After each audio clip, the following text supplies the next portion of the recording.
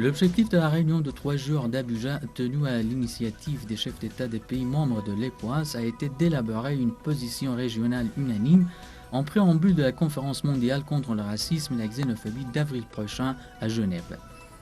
Au terme de cette réunion, les participants à la réunion d'Abuja se sont résolus à mettre sous pression la conférence de Genève pour la mise en place des lois efficaces dans la lutte contre ces fléaux.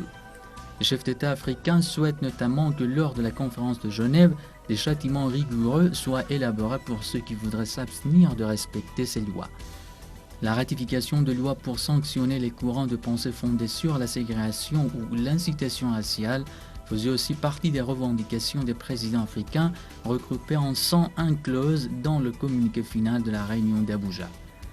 La conférence de Genève, prévue l'an prochain et qui survient en rapport à la mise en application de la déclaration de la conférence similaire de Durban en Afrique du Sud tenue en 2001 et à son programme d'action, devra, selon les chefs d'État de l'ECOWAS, revenir sur des décisions prises quant à la lutte contre le racisme.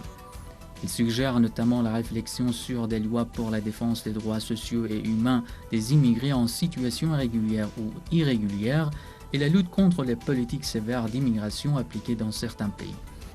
D'autre part, l'organisation Human Rights Watch, dont le siège est à Genève, a fustigé la déclaration finale de la réunion d'Abuja, craignant que les prochaines assises de l'ONU ne deviennent des objectifs poursuivis par la conférence de Durban.